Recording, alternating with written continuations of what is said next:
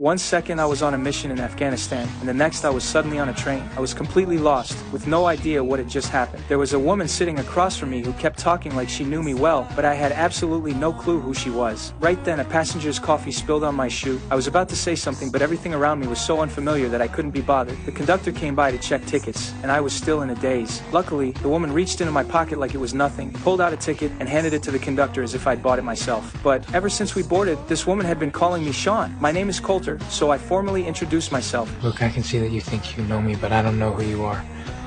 My name is Captain Coulter Stevens. I fly helicopters for the U.S. Army in Afghanistan. She just laughed it off like I was joking. That really wore me out. Then I glanced at the train window and saw something terrifying. The face reflected in the glass wasn't mine, it belonged to someone else entirely. Startled, I jumped up and headed for the restroom to get a better look, but someone called out behind me. Hey, mister. Hey. Glasgow Station. Turned out he wasn't calling for me. A passenger had just dropped their wallet in the aisle. I was curious where this train was headed, and a young guy told me Chicago. That happened to be my hometown. After years in the military, I hadn't been back in a long time, but there was no time for nostalgia. I hurried into the restroom, shut the door, and worked up the nerve to look in the mirror.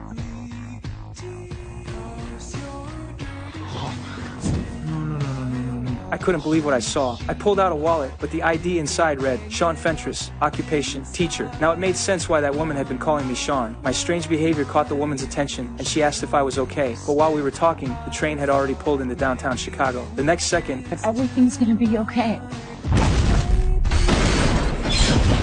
a massive explosion tore through the train, killing everyone on board. Yet I woke up in some dark, enclosed space. A female military officer was speaking to me. Thankfully, I recognized her, Captain Goodwin. I immediately asked what was going on, whether this was some kind of military drill, but Goodwin didn't answer. She just kept pressing me. Who set off the bomb? How would I know that? When it was clear I had nothing, Goodwin sent me back onto the train, telling me I had 8 minutes to find the bomb in the bomber. Before I could even process it, I was transported back to the train, 8 minutes earlier. I snapped awake. The woman across from me was saying the same things again, and sure enough, coffee spilled on my shoe just like before. I was full of questions, but right now I had to find the bomber. So I started scanning the car for anyone suspicious. I quickly noticed one guy who kept asking the conductor when we'd arrive at the station. Normal people don't get that anxious unless they're the one who needs to get off before the blast. But that was just my guess. The woman explained he was just a comedian, and the suspicion faded. After watching the entire car, I still couldn't identify the bomber. So I decided to look for the bomb instead. The last explosion started from the rear of the car, which meant the bomb might be hidden in the restroom. I rushed over and started searching everywhere. After digging around, I noticed the edge of a ventilation panel was slightly pried up. Someone had definitely tampered with it. I pulled it open and climbed up through the duct. When I turned around, there it was.